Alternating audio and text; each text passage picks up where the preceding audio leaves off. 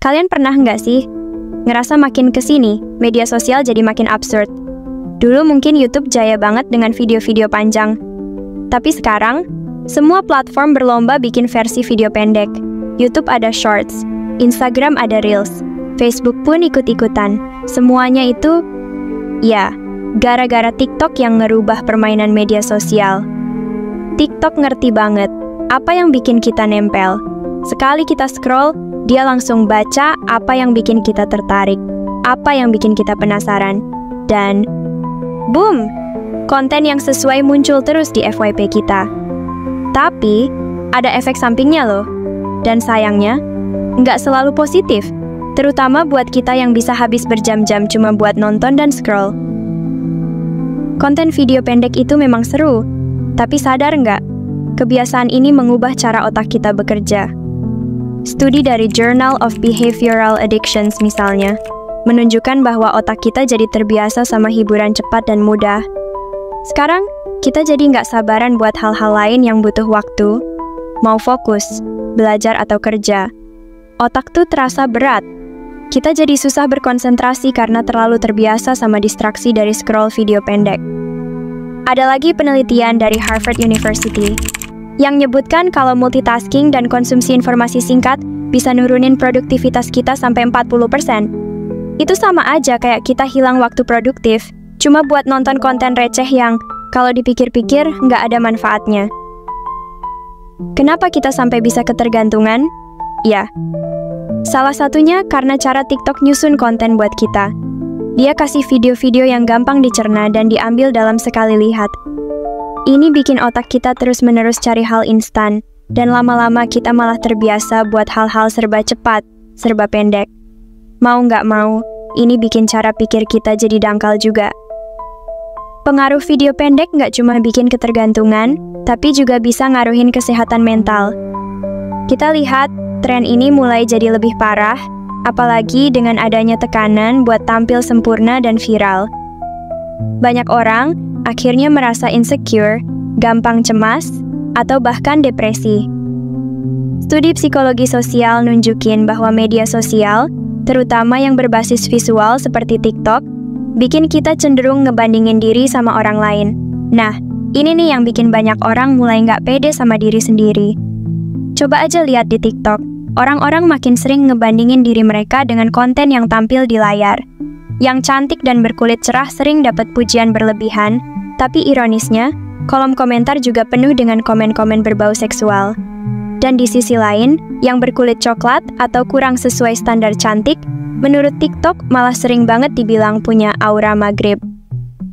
Toksik parah kan? Iya. Tapi kalau mereka konten kreator, mereka sudah menormalisasikan. Hujatan atau pujian kayak enggak? Ada bedanya karena tujuan utamanya FYP.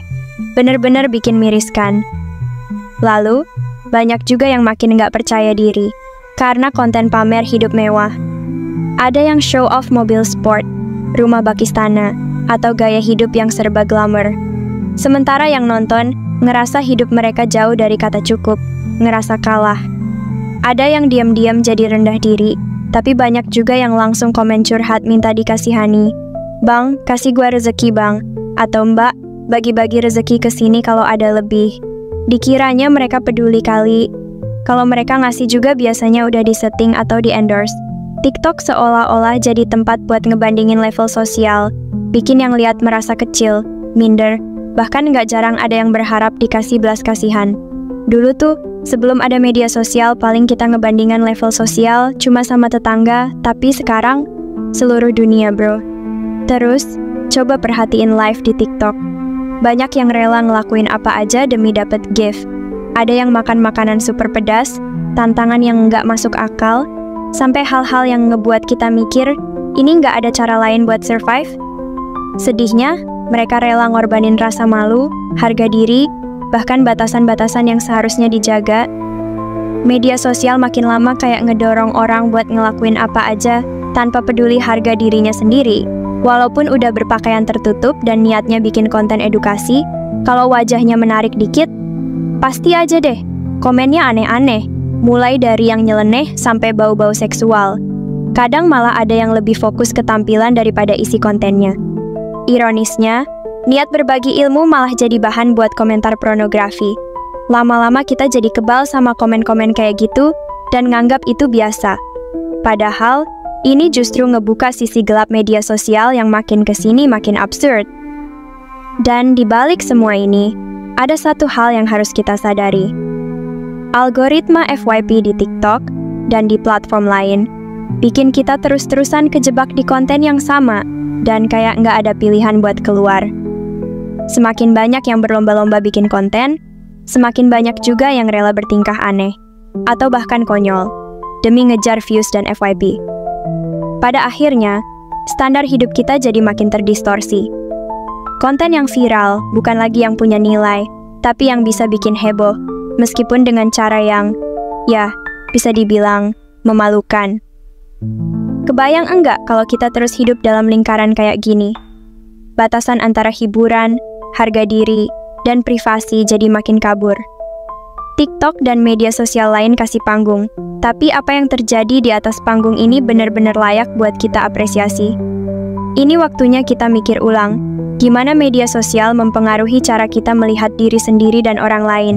Ini diperkuat oleh hasil riset dari Pew Research Center, yang bilang kalau generasi muda sekarang seringkali merasa lebih stres dan tertekan, karena selalu merasa harus keep up sama tren. Nggak jarang, mereka nggak sadar terjebak dalam siklus toksik dari konten yang hanya bikin kita merasa tidak cukup baik. Ekonomi perhatian dan algoritma TikTok. Algoritma TikTok tuh salah satu mesin paling canggih. Dia tahu persis apa yang bikin kita betah, sampai akhirnya kita kebawa arus buat scroll terus. Algoritmanya ngehack otak kita buat ketagihan sama konten yang disesuaikan, nggak peduli apakah itu menghibur, aneh, atau bahkan nggak masuk akal. Disinilah letak masalahnya.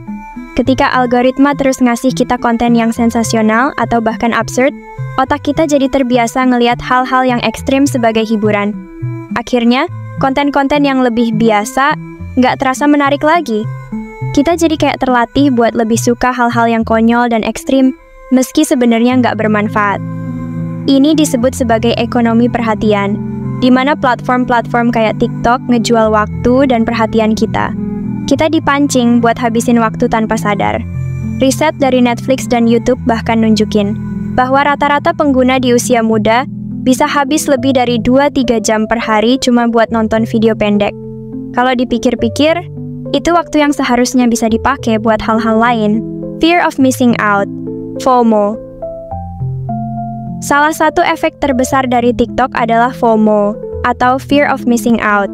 Ada perasaan takut ketinggalan tren, dan ini ngebuat kita jadi harus terus update setiap saat. Nah, perasaan ini bikin banyak orang jadi susah tidur, karena ngerasa harus selalu ngecek media sosialnya sebelum tidur. Akibatnya, waktu istirahat kita berkurang, tidur kita jadi nggak nyenyak.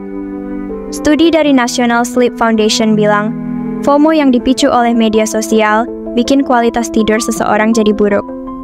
Karena FOMO, kita seringkali tidur larut malam, dan ujung-ujungnya bikin kesehatan kita terganggu. Jadi, kalau kalian sering ngerasa harus banget cek TikTok tiap beberapa menit, itu mungkin tanda-tanda FOMO. Lama-lama kita bisa jadi kecanduan sama hal-hal yang sebenarnya nggak penting, sampai-sampai lupa hal-hal yang lebih berharga. Efek jangka panjang dari konsumsi video pendek juga punya dampak besar ke pendidikan dan kualitas SDM kita. Kebiasaan nonton konten singkat dan mudah bikin kita kurang terbiasa buat mikir panjang dan kritis. Bayangin, anak-anak muda yang seharusnya bisa belajar lebih dalam, malah kesulitan fokus karena kebanyakan nonton video instan. Ini jadi masalah buat kualitas SDM di Indonesia, terutama kalau generasi mudanya terus-terusan hanya mengonsumsi konten instan yang cenderung menghibur, tapi nggak punya nilai edukatif. Riset menunjukkan, negara-negara dengan indeks literasi tinggi rata-rata punya produktivitas yang lebih baik. Sayangnya, Indonesia masih termasuk negara dengan indeks literasi yang rendah. Saat pola pikir kita dibiasakan sama konten instan, kita kehilangan kemampuan buat berpikir kritis dan kreatif. Ini berarti generasi yang lebih muda mungkin akan lebih sulit bersaing di pasar kerja global, yang memerlukan kemampuan analisis dan problem solving yang lebih mendalam. kesepian dan kehilangan interaksi nyata. Media sosial bikin kita berinteraksi lewat layar. Tapi ironisnya, makin sering kita berinteraksi di dunia maya, makin besar kemungkinan kita merasa kesepian di dunia nyata. Dr. Sherry Turkle dari MIT pernah bilang bahwa semakin sering kita berinteraksi lewat layar, semakin besar kemungkinan kita merasa kesepian. Kita mungkin punya ribuan followers, banyak yang nge-like dan komen, tapi interaksi langsung terasa makin jauh. Media sosial bikin kita lupa nikmatnya ngobrol langsung. Akhirnya, kita cuma punya teman di dunia maya, tapi kesepian di dunia nyata. Kalau kita perhatikan, anak-anak muda sekarang berlomba-lomba viral dengan segala cara. Sayangnya, banyak yang ngelakuin hal-hal konyol atau nggak masuk akal cuma buat dapat like dan view. Padahal, apa ini benar-benar meningkatkan nilai kita sebagai manusia? Atau justru bikin kita makin dangkal? Jadi, gimana pendapat kalian tentang fenomena ini? Kalian juga ngerasa kalau tren video pendek punya sisi negatif yang mulai meresahkan? Yuk, share pengalaman kalian di kolom komentar. Jangan lupa like dan subscribe kalau kalian suka konten kayak gini. Sampai ketemu di video selanjutnya.